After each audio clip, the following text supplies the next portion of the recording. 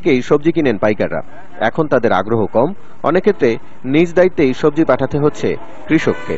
4000, 5000, 3000, 2000 এমন করে নিয়ে চলে যেত। এখন তো সব গাড়ি তো যেতে চায় না।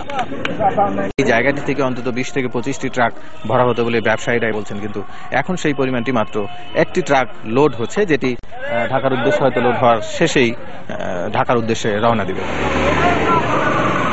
বৃহস্পতিবার সন্ধ্যা 7টায় ঢাকার উদ্দেশ্যে রওনা হলো ট্রাক, সাথে ভয় আতঙ্ক। তো কথা বলতে চাই এই মাঝপথে এসে আসলে চালকের সাথে, যে সে এর আগে এসে কিরকম ফেস করেছে বা আজকে এসে তার যে অবস্থা সেটা একটু।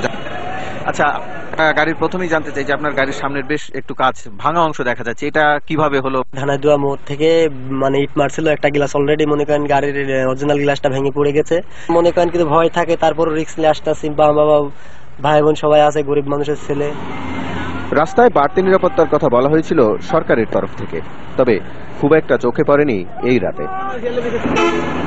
অনেকটা স্বাভাবিক নিয়মেই কারওয়ান বাজারে ট্রাক নিয়ে পৌঁছলেন চালক রাকিব। যাত্রাপথে পুরোটা সময় আতঙ্ক এবং উৎকণ্ঠা থাকলেও শেষ পর্যন্ত নিরাপদই ছিল পুরোটা সময়। তবে আতঙ্ক মুক্ত হতে পারত বড় রাজনৈতিক দলগুলোর হরতাল বা অবরোধের মতো কোনো রাজনৈতিক কর্মসূচি না থাকলে। রাসেল আহমেদ, যমুনা নিউজ, কারওয়ান বাজার, ঢাকা। দক্ষিণ প্রশান্ত মহাসাগরীয় দ্বীপরাষ্ট্র ভানুয়াতুরে আঘাত এনেছে ক্যাটাগরি 5 মাত্রার ঘূর্ণিঝড় পাম। শুক্রবার রাতে ঝড়টি আঘাত এনে রাজধানীর পোর্ট ভিলায়।